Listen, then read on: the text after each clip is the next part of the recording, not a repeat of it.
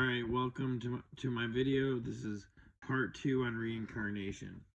So in the Pali Canon, in the Buddhist literature, he talks about that in all the lifetimes you've lived, you've cried more tears and shed more blood than all the water in the great oceans, which would be a lot of tears and a lot of blood, and that comes back to the topic we're talking about reincarnation and suffering. And then he also goes on to say in other parts of his teaching that there's suffering inherent in all life forms, because birth includes suffering. That's why babies come out crying. Death includes suffering. Old age includes suffering. Sickness includes suffering. Not getting what you desire includes suffering.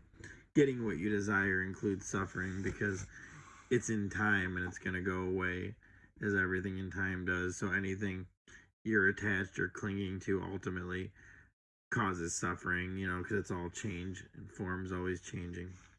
So the question is with this is, what brought us into this state of repeated birth, if that's what you choose, if that's how you understand it. So, and the Buddha would say that it doesn't matter, it's just important, just get out of it.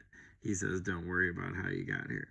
But if you look at the Bible, in Genesis, like Adam and Eve, that's one of the closest representations we can get to this. So Adam and Eve eat from the tree of knowledge of good and evil, and that's when they fall into duality out of oneness.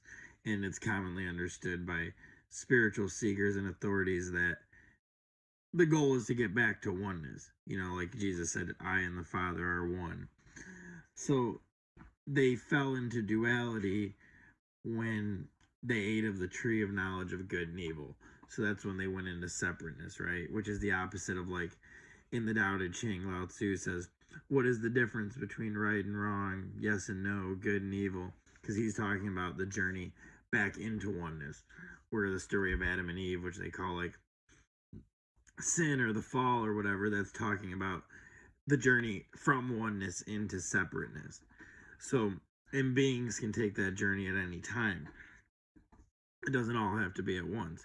So that's what that's giving an analogy of. But the interesting part of that is, if you go back, you got to remember that God's the one that told them not to eat from the tree, right? And if anybody that's told not to do something usually is curious and ends up doing it. And of course, God being omnipresent and omnipotent and all-knowing, would have known that would be the case, that they would do that, right?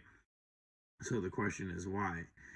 And in Hindu mythology, the whole universe is one self, right? So there's one God or one self that is everything, which always made sense to me, because how could it be anything else, right? Like, how could it be anything other than one self and one God?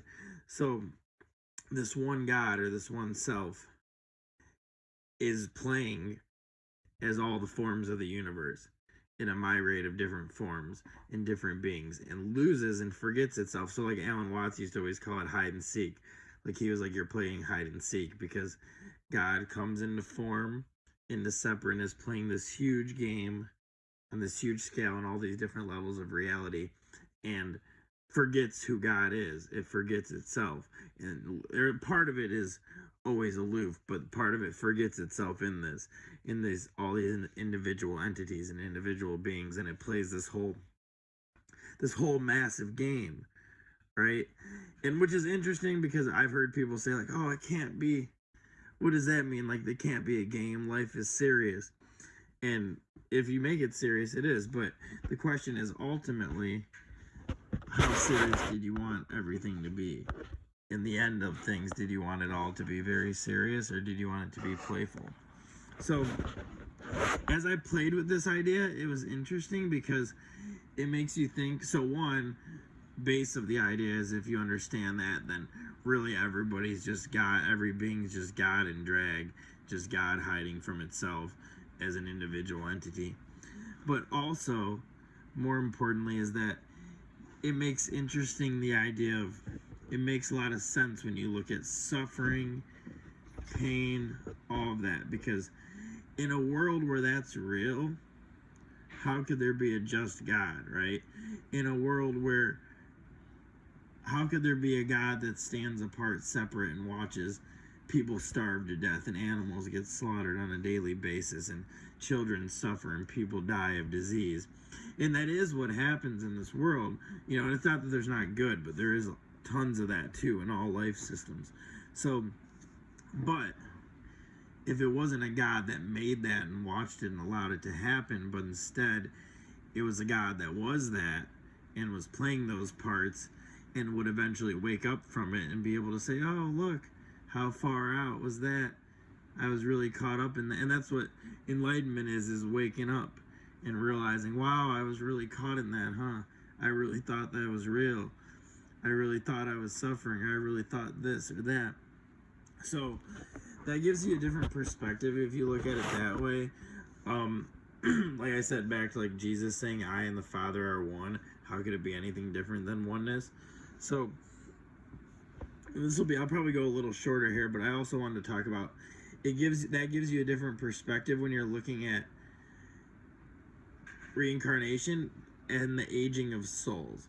So, and it helps with judgment and there's a lot of that in the Bible too. I know I keep quoting the Bible, but where Jesus says like, those who have ears, let them hear, or those who can understand, let them understand.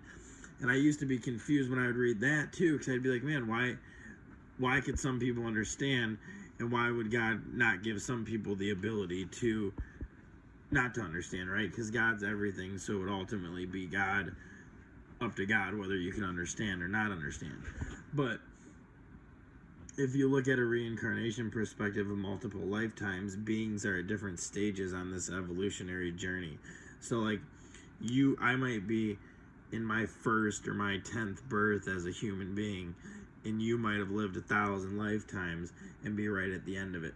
So that makes it easier to comprehend differences in understanding for me and where people are at and where they're not at. It helps with judgment.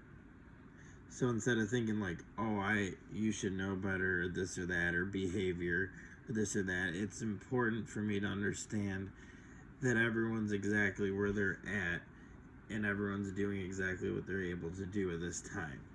And as you take this idea about things, it gives me a sense of freedom if you look at the one self as everything, because then it doesn't matter really even talking about enlightenment or whatever, or liberation or getting free. It really doesn't matter when or how it happens, because ultimately you will go back to that oneness, and it's where you came from, and there's no rush to get in it, no rush to get out of it. And the question would be too, like, if you were God, right? If you're sitting there as God, why would you want to take part of yourself and come down into create a universe and come down into it and forget it and suffer and go through pain and joy and the whole process? And the answer to that would be because what else would there be to do? Because you go, say you're God sitting there in eternal bliss, flying around, doing whatever. Yeah, that's beautiful and that's great, but also we're eternal, right? It's all eternal and it goes on forever. So there's no diminishing and no harm in living out different universes, different scenarios. And who would say that if that was the case, you wouldn't end up exactly where you are right now? So, excuse me, just an interesting perspective to think about. I wanted to finish two things. I'm going to leave in the notes underneath this, in the comments, a link. There was a poem written by General Patton in the World War II, the U.S. general. And he has a warrior mentality. And if you read his poem, he's actually talking about all the visions of his past incarnations as warriors that he's had. And it was really interesting. I never have heard about it, but I just found it. And lastly, I wanted to end with a poem. It's the end of a poem by a poet named Joyce Kilmer. He actually died in France in World War I. He was killed at a young age. He said, "They say that life is a highway, and its milestones are the years, and now and then there's a toll gate where you buy your way with tears. It's a rough road and a steep road, and it stretches broad and far, but it leads at last to a golden town where golden houses are.